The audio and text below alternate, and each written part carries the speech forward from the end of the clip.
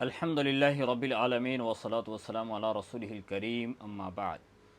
فقد قال اللہ تبارک و تعالی فی القرآن الکریم ولا تأکلوا اموالکم بینکم بالباطل وتدلوا بها الی الحکام لتأکلوا من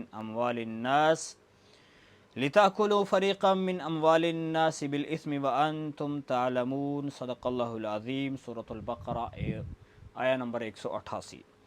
اللہ تعالیٰ فرماتے ہیں اور نہ کھاؤ ایک دوسرے کے مال کو ناحق بالباطل، باطل طریقے سے یعنی ناحق، وَتُدْلُوا بِهَا إِلَى الْحُكَامِ اور نہ لے جاؤ ان کو حاکموں کے پاس، لِتَأْكُلُوا فَرِيقًا مِّنْ أَمْوَالِ النَّاسِ تاکہ تم کھاؤ لوگوں کے مال کے ایک حصے کو بالاسم، گناہ کے ذریعے سے یعنی ظلم کر کے،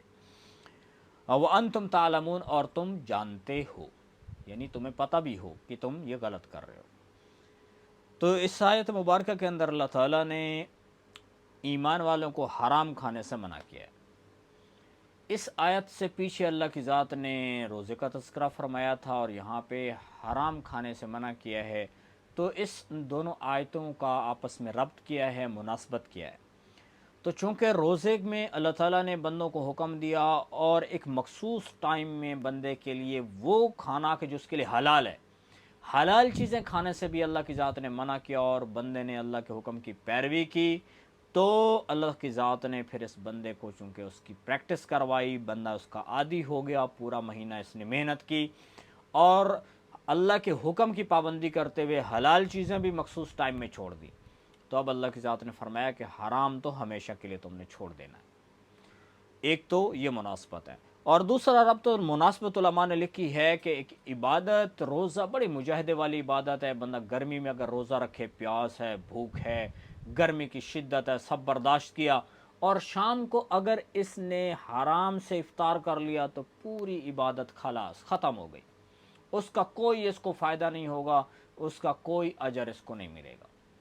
تو اس لیے حرام کھانے سے اللہ کی ذات نے منع فرمایا ہے، جیسے کہ فرمایا حدیث مبارکہ کے اندر آتا ہے کہ اللہ کے نبی صلی اللہ علیہ وسلم سے حضرت سعد بن ابی وقاص نے عرض کی، یا رسول اللہ آپ میرے لیے دعا فرمائیں کہ میں مستجاب الدعا بن جاؤں، یعنی جو بھی دعا مانگو اللہ میری دعا کو قبول کر لے۔ تو نبی پاک صلی اللہ علیہ وسلم نے فرمایا، اے سعد تم اپنے کھانے کو پاک اور حلال کر لو تو مستجاب الدعوات بن جاؤ گے، جو دعا مانگو گے اللہ تمہاری دعا کو قبول کریں گے۔ اور فرمایا کہ اس ذات کی قسم جس کے قبضے میں محمد کی جان ہے، جب کوئی بندہ پیٹ میں حرام کا لقمہ اتارتا ہے تو 40 دن تک اس کی عبادت قبول نہیں ہوتی، اور جو گوشت حرام کی کمائی کے ذریعے سے، حرام کھانے کے ذریعے سے پرورش جس گوشت نے پائی ہو، اس کے لیے تو جہنم کی آگ ہی لائق ہے، یعنی وہ جہنم کی آگ کا مستحق ہے، وہی اس کا ٹھکانہ ہے۔ تو حرام کھانے کے ذریعے سے بندے کی عبادت قبول نہیں ہوتی ہے کہ روزہ رکھا اور حرام سے افطار کر لیا تو سارے دن کی عبادت ختم۔ اور حرام کی کمائی کے اتنے نقصان ہیں، اللہ کے نبی صلی اللہ علیہ وسلم سے کی جو حدیث ہے وہ حضرت عبداللہ بن مسعود نے بیان کی کہ اللہ کے نبی نے فرمایا کہ جو بندہ حرام کماتا، اللہ کے نبی صلی اللہ علیہ وسلم نے فرمایا کہ اس وقت تک بندہ مسلمان نہیں ہو سکتا جب تک اس کا دل اور زبان مسلمان نہ ہو جائیں،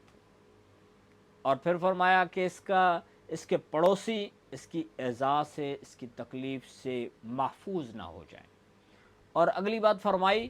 کہ جو بندہ حرام کماتا ہے اور حرام کمانے کے بعد اس میں سے صدقہ کرتا ہے تو صدقہ اس کا قبول نہیں ہوتا، یہ اپنے اہل و عیال پہ خرچ کرتا ہے تو اس میں برکت نہیں رہتی ہے، اور اگر وہ حرام کی کمائی جو اس نے کی تھی وہ اگر ایسے چھوڑ کے مر گیا وراثت میں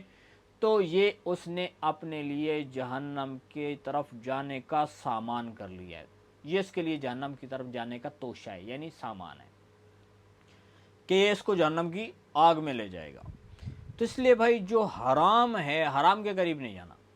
حرام کھانا انسان کو عبادت سے محروم کر دیتا، یا ایھا الرسل کلوا من الطیبات واعملوا صالحا، اللہ تعالیٰ فرماتے ہیں اے رسولو پاکیزہ کھاؤ اور نیک اعمال کرو۔ تو علماء نے لکھا ہے کہ اس آیت مبارکہ سے صرف انبیاء کے لیے یا رسولوں کے لیے حکم نہیں ہے، پوری انسانیت کو، اللہ کی ذات نے ایمان والوں کو بھی یہ بات بتا دی ہے کہ جو پاکیزہ کھائے گا، حلال کھائے گا، اس کو نیک اعمال کی توفیق ہوگی اور وہی نیک کام کر پائے گا۔ اگر بندہ چاہتا ہے کہ میں نیک بن جاؤں، اچھے اعمال میری زندگی سے نکلیں، تو اس کو چاہیے کہ وہ اپنا کھانا پینا حلال کرے، اور جو حرام کی کمائی کرے گا اس کا تو خیر نہیں ہے، دنیا میں بھی ذلت و خواری ہوگی اور آخرت میں بھی۔ اور یہ جو آیت مبارکہ ہے وَلَا تَأْكُلُوا أَمْوَالَكُمْ، اس آیت مبارکہ کے بارے میں آتا ہے کہ یہ اس کا شان نزول کچھ اس طرح سے ہے۔ ایک دو صحابہ کا آپس میں جھگڑا ہوا اور زمین کے بارے میں جھگڑا تھا، اللہ کے نبی کی خدمت میں آ گئے۔ ایک نے کہا یا رسول اللہ میری زمین ہے، دوسرے نے کہا جی یعنی میری ہے۔ اب جو دعویٰ کرنے والا تھا، جس نے دعویٰ کیا تھا کہ میری ہے، تو اس کے ذمے تھا، اللہ کے نبی نے فرمایا بھائی گواہ پیش کرو، کیونکہ مدعی کے ذمہ گواہ ہوتے ہیں۔ اس نے عرض کی میرے پاس تو یا رسول اللہ گواہ تو ہے نہیں۔ تو اللہ کے نبی نے دوسرے کو فرمایا جو مدعا علیہ تھا، جس پر دعویٰ کیا گیا تھا، اس کو کہا قسم اٹھاؤ، وہ قسم اٹھانے کے لیے تیار ہو گیا۔ جب قسم کھانے لگا تو اللہ کے نبی نے واضح و نصیحت کے طور پہ فرمایا ان الذین یشترون بعہد اللہ وایمانہم ثمنا قلیلا۔ جس آیت مبارکہ کے اندر یعنی قسم اٹھا کر، جھوٹی قسم اٹھا کر دوسرے کے مال کو ہڑپ کر لینے کا کیا انجام ہے، اس کے اوپر کیا وعید ہے اور اس کے اوپر کیا سزا ہے، اس کا بیان ہے۔ جب اللہ کے نبی نے یہ آیت اس کے سامنے تلاوت کی اس کو واضح و نصیحت کے طور پہ، تو اس نے کہا یا رسول اللہ میں چھوڑتا ہوں، یہ اس کی زمین ہے، وہ لے جائے۔ تو جو حرام کے، اور دوسری حدیث مبارکہ جو ہے جو اسی سے کے ساتھ ہی میں آپ کو بتا دیتا ہوں، وہ یوں ہے کہ اللہ کے نبی نے فرمایا کہ میں بشر ہوں، میں ایک انسان ہوں، اور میرے پاس تم لوگ اپنے کیس لے کر آ جاتے ہو، اپنے یعنی جو آپ کے معاملات ہوتے ہیں وہ لے کر آ جاتے ہیں لڑائی جھگڑے کے، اور تم میں سے کوئی اگر ایک بندہ جو جھوٹا ہے، اس نے اپنی رنگ امیزی کے ذریعے سے بہت تیز زبان چلائی، اس نے بڑی دلائل پیش کیے، اور پھر اس نے رنگ امیزی ایسی دکھائی کہ میں نے اس کے بارے میں فیصلہ کر دیا، تو اللہ کے نبی صلی اللہ علیہ وسلم نے فرمایا کہ اس کو پتہ ہو، اس کو تو پتہ ہے نا کہ یہ چیز میری نہیں ہے، لیکن اس نے بہت رنگ امیزی کی، فیصلہ میں نے اس کے حق میں دے دیا، تو یہ چیز اس کے لیے حلال نہیں ہو جائے گی، بلکہ فرمایا کہ وہ چیز جو میں اس کو دوں گا وہ اس کے لیے جہنم کی آگ کا ایک ٹکڑا ہے۔ تو حرام جو چیز ہے، جو بندہ یعنی کسی کا اوپر دعویٰ کر کے، ایک کو اس نے کہا جی یہ پلاٹ میرا ہے، اس نے وہ جو پلاٹ دعویٰ کر کے اور جھوٹی قسمیں اٹھا کر چرب زبانی کے ذریعے سے عدالت سے بھی اگرچہ لے لیا تو وہ اس کے لیے حلال نہیں ہے، بلکہ اس نے اپنا وہ پلاٹ جہنم کی آگ کے اندر بک کروا لیا، مرے گا تو سیدھا اس کا ٹھکانہ جہنم ہے۔ اور یہ حقوق العباد میں سے ہے، اور حقوق العباد ایسی چیزیں ہیں کہ بھائی وہ آخرت میں معاف ہونے والی نہیں ہیں، کہ ایک بندہ چوریاں کر کر کے کھا گیا اور توبہ استغفار کر لے، جب میں توبہ استغفار کرنا نہیں، اب اس کی ذمہ داری بنتی ہے کہ یہ جس لوگوں کا اس نے حق کھایا ہوا وہ واپس کرے، ورنہ آخرت میں اس کی پکڑ ہوگی، اس کی توبہ پکی نہیں ہے، اس کی توبہ کمپلیٹ اور مکمل نہیں ہوئی ہے۔ تو اس لیے میرے بھائی اور دوستو، جو حرام کمائی کے ذریعے سے یعنی ایسے اعمال حرام خود کمائی کرے گا اور حرام کما کر اگر پچھلوں کے لیے بھی چھوڑ کے مر گیا، مرنا تو ہر کسی نے، جو رشوت لے لے کے مر گیا اور اس نے پراپرٹیاں بنائیں، کرپشن کے ذریعے سے بنائیں، لوگوں کو اوپر ڈاکے ڈال کے بنائیں، لوگوں کے اوپر غلط کیس کر کے ان کی پراپرٹی کو ہڑپ کر لیا، جو بھی یہ دولت اکٹھی کرے گا اس حال میں مر گیا تو اس نے اپنے کے لیے جہنم کی آگ کا ایندھن اور سامان کر لیا ہے۔ اللہ تعالیٰ فرماتے ہیں وَلَا تَأْكُلُوا أَمْوَالَكُمْ، آپس میں ایک دوسرے کے مال کو بالباطل ظلمن نہیں کھاؤ، ظلم کر کے، اور وَتُدْلُوا بِهَا إِلَى الْحُكَامِ، اور ایک دوسرے کو قاضی اور جج اور ان لوگوں کے پاس گھسیٹ کے مت لے جاؤ۔ جو مسلمان ہے، مسلمان تو نام ہی اسی چیز کا ہے کہ جب مسلمان کو پتہ ہوتا ہے کہ میں نے مرنا ہے اور آخرت میں میرا حساب کتاب ہے، تو وہ تو غلط ایسا کام کرے گا نہیں، وہ کسی کا حق مار کے کھائے گا ہی نہیں، ایمان کا تقاضا یہی ہے۔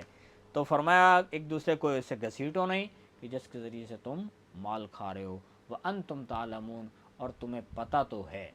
یعنی جو بندہ یہ غلط کام کر رہا ہوتا ہے اس کو پتہ ہوتا ہے میں غلط کر رہا ہوں تو اس کو نہیں کرنا چاہیے. ہاں کسی سے غلط فہمی میں اگر ایسا ہو گیا، یعنی اس کو پتہ ہی نہیں تھا، اس کے بارے میں اس چیز کے بارے میں اچھے سے علم نہیں تھا، اگر اس نے کوئی اس قسم کا قدم اٹھایا ہے غلط فہمی کی وجہ سے تو وہ اس وعید شدید سے باہر ہے.